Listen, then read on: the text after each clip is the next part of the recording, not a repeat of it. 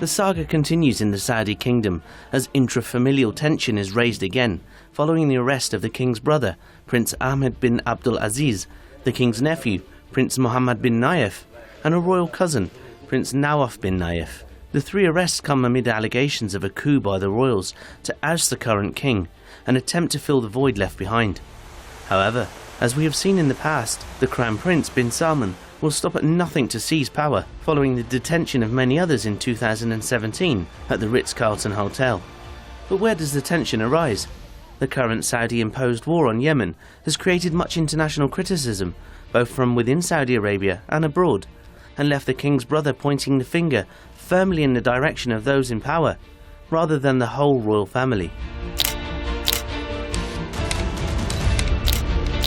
Yet it seems that Bin Salman is content on his almost untouchable status as a power-hungry leader who, following the assassination of Jamal Khashoggi in the Saudi consulate in Turkey, appears to be able to now reign a controlling and unopposed regime against anyone that opposes him.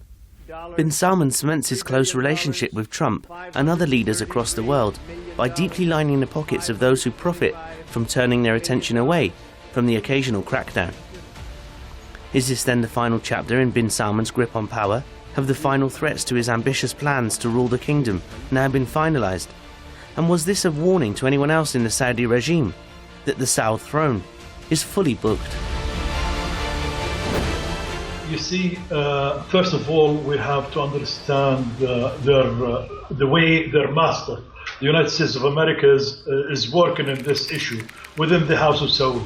The Obama's administration were in favor and supporting Mohammed Bin Nayef, the former Crown Prince, and he was the United States of America's man in Arabia at the time. The Trump administration favored Mohammed bin Salman, as he was introduced to them by Mohammed bin Zayed of Abu Dhabi, the deputy ruler of Abu Dhabi, at the time, Kushner, who is the son-in-law of Trump, who is their mate as well, he had an access, free as advisor to President Trump, to the intelligence information provided President Trump, and he saw all the movement inside the House of Saud against the then the Prince Mohammed bin Salman, who was the deputy crown prince and then the crown prince.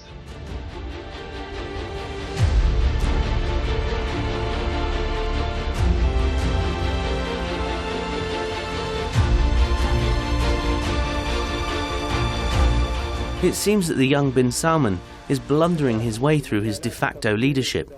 Some critics state that he's being led astray by the influence of the Emirati ruler Mohammed bin Zayed, and if this is the case, Bin Salman could soon see one blunder too many topple his power as he leads the country into more disasters.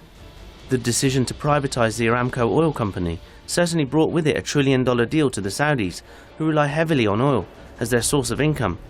Yet at a time when oil prices are dropping and Bin Salman turning to alternative visions of income, will the Saudi regime be able to continue at this rate? The coronavirus has also struck the kingdom at a critical time, as the annual pilgrimage to Mecca could be affected, and the Umrah already being closed to foreign pilgrims due to the risk of spreading the virus. The war on Yemen is also clearly being orchestrated by the hands of Bin Salman, as he seeks to exert his force beyond the borders of the Saudi kingdom. With tens of thousands of lives lost in the war, Bin Salman is on the verge of watching a human catastrophe on his hands as civilians perish at the hands of disproportional warfare used against Yemen. With the world now paying closer attention than ever on Bin Salman and his empire, will his inexperience be his downfall, or will Bin Salman buy and force his way out of his self-imposed conundrum? You see, this is a very good question, because this is part of the move is related to this. When King Salman, his father, decision to stop Aramco, the Saudi petroleum giant, from becoming publicly listed company now in the West, and this times especially, is a sign that is Mohammed bin Salman he is failing in managing his duties, and he doesn't trust him in gambling the future of the kingdom, especially with it heavily depends on Aramco, and the playing with Aramco in that, and especially in such times, is very, very dangerous. And then they link, as I said earlier on, the Yemeni war linked to him and to his father. So the father, he trusted his favorite son too much, and now this is creating such instability in the kingdom.